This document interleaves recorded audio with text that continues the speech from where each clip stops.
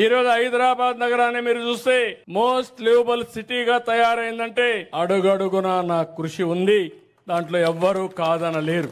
ఇప్పుడు మన పిల్లల ఆశలు చూశారు, అలాంటి సిటీ మాకు ఇంకోటి ఉండాలి. ఇక్కడ కూడా మేము పనిచేసుకోవాలంటే హైదరాబాద్ బ్రౌన్ ఫీల్డ్ సిటీ అంటే సికింద్రాబాద్ హైదరాబాద్ ఉంది, పక్కన సైబరాబాద్ నేనే నామకరణం చేశాను. హైటెక్ సిటీ పేరు నేనే పెట్టా, సైబరాబాద్ కూడా నేనే పెట్టాను.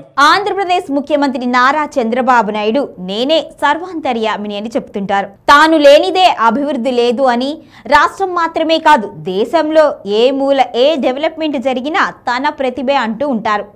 అయితే ఇక్కడ గమనించాల్సిన విషయం ఏమిటి అంటే ఆయన అధికారంలో ఉన్నప్పుడు మాత్రమే జరిగితే అది బాబు క్రెడిట్ అవుతుంది. కానీ ఇక్కడ మిగిలిన ప్రభుత్వాల భాగస్వామ్యం కూడా ఉంది. అయితే చంద్రబాబు అవేమీ పట్టించుకోకుండా ఘనతంతా నాదే అంటూ ఉంటారు. ఇందుకు మంచి ఉదాహరణ ప్రస్తుతం ఏపీలో జరుగుతున్న పరిస్థితులే. ఎంత చేసినా కూడా ఏమీ చేయలేని వాడిగా జగన్ మిగిలిపోయారు. తాను చేయకుండా అంతా నేనే చేశాను అంటూ చరిత్ర సృష్టించాలి అనుకుంటున్నారు చంద్రబాబు. పోలవరం ప్రాజెక్ట్ ఆలోచన చంద్రబాబుది కాదు. అసలు ఆ ప్రాజెక్ట్ శిలాఫలకం ఆయన పార్టీ అధికారంలో ఉన్న సమయంలో కూడా జరగలేదు. కానీ అది నాదే అంటారు బాబు. ఇక ఏపీలో మెడికల్ కాలేజీలు వైసీపీ హయాంలో 7 నిర్మించారు. చంద్రబాబు 3 పర్యాయాలు సీఎంగా చేసిన 40 ఇయర్స్ ఇండస్ట్రీ అని చెప్పుకుంటున్న ఒక్క మెడికల్ కాలేజీని కూడా తీసుకురాలేదు. కానీ వైద్య విద్య నా వల్లే అభివృద్ధి చెందింది అంటారు. ఇక హాంద్రీనివా ప్రాజెక్టుకు 2004లో వైఎస్ రాజశేఖర రెడ్డి హయాంలో బడ్జెట్ ప్రారంభించారు. దాన్ని కూడా చంద్రబాబు నేనే తెచ్చాను అని చెప్పుకుంటారు. హైదరాబాద్ కూడా నా వల్లే డెవలప్ అయింది అంటారు. పోలవరం మొదలుపెట్టిందే మనము అన్నారు. ఏం చెప్పగలుగుతామండి? మేమేం చెప్పగలుగుతాము? ఎవరేం చెప్పగలుగుతారు? ఎవరన్నా కాదండి అని చెప్పేవాళ్ళు ఉన్నారు అక్కడ? మంత్రులు చెప్పగలుగుతారా? లేదండి మీరు చెప్తుండే తప్పు అని చెప్పలేరు, పాపం వాళ్ళ ఉద్యోగాలు. ఎమ్మెల్యేలు చెప్పగలుగుతారా? లేదండి పొరపాటు మీరు చెప్తుండేదని చెప్పలేరు, పాపం వాళ్ళ టికెట్లు. ఆఫీసర్లు చెప్పగలుగుతారా? ఎవరు చెప్పలేరు. పోనీ మీడియా చెప్పగలుగుతుందా? ఒకరో ఇద్దరో చెప్తున్నారు. మిగతా వాళ్ళందరూ ఎట్లున్నారంటే ఆశ్చర్యకరంగా ఉన్నారనమాట. పోలవరం ఏంటి సార్, నాగార్జున సాగర్ కూడా మీరే కదా కట్టండి అనేటట్లు ఉన్నారనమాట.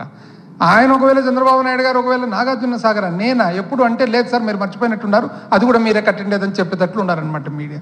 మరి చెన్నారెడ్డి ప్రభుత్వ సమయంలోనే ఈ ప్రతిపాదనలు జరిగాయి అనేది అక్షర సత్యం. ఇక కూటమి ప్రభుత్వం అధికారంలోకి వచ్చిన తరువాత చంద్రబాబు చెప్పిన అతి గొప్ప విషయం కుప్పంలో నీటిని తీసుకువచ్చాను అని. ఇక్కడ ప్రజలు గుర్తించాల్సిన విషయం ఏమిటి అంటే అనుకోగానే నీళ్లు రావటానికి ఇదేమీ మాయ కాదు. ఒక ప్రాంతానికి నీళ్లు రావాలి అంటే దానికి సంబంధించి ఎన్నో గ్రౌండ్ వర్క్స్ చేయాల్సి ఉంటుంది. అది మొత్తం వైసీపీ హయాంలోనే జరిగింది. పనులు పూర్తి చేసుకునే సమయానికి ఎన్నికలు సమీపించడంతో ప్రారంభించలేకపోయింది వైసీపీ. అయితే చంద్రబాబు మాత్రం పూర్తిగా క్రెడిట్ తనదే అంటారు. నిజంగా మా హయాంలో మేము చేసింది ఎక్కువ, చెప్పుకునేది తక్కువ. మా చేతకాల మా వాళ్ళకు కూడా తప్పు ఉంది, చేసింది ఎక్కువ, చెప్పుకునేది తక్కువ. కానీ జగన్ మాత్రం తాను చేసిన అభివృద్ధి గురించి చెప్పుకోలేకపోవడం ఇక్కడ ఆయనకు మైనస్గా మారింది అనేది విశ్లేషకుల మాట. జగన్ హయాంలో పోర్టుల్లో డెవలప్మెంట్ జరిగింది, మెడికల్ కాలేజీలు కూడా వచ్చాయి, విద్యా వ్యవస్థలో మార్పులు చోటు చేసుకున్నాయి.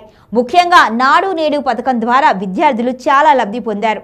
ఇన్ని చేసి కూడా జగన్ మిన్నకున్నారు. ఏమీ చేయకపోయినా చంద్రబాబు అంతా నాదే అంటూ ఉంటారు. ఇందుకు ఆయన అనుకూల మీడియా కూడా కీలక పాత్ర పోషిస్తోంది. వైసీపీ ఎమ్మెల్యే బుగ్గన అన్నట్టుగా నాగార్జున సాగర్ కూడా చంద్రబాబే కట్టారు అని మీడియాని నమ్మిస్తుంది అని వ్యంగ్య వచనాలు చేశారు. పరిస్థితి చూస్తే అలానే అనిపిస్తుంది. అయితే ప్రజలు అన్నీ గమనిస్తున్నారు అనే విషయాన్ని మాత్రం నాయకులు మర్చిపోకూడదు. ప్రస్తుతం కూటమి ప్రభుత్వంపై ఏపీలో చాలా వ్యతిరేకత ఉంది. దీంతో గతంలో జరిగిన గొప్పలు అభివృద్ధి అన్నీ కూడా తన ఖాతాలోనే వేసుకుంటున్నారు అని రాజకీయ వర్గాలు ఆరోపణలు చేస్తున్నాయి.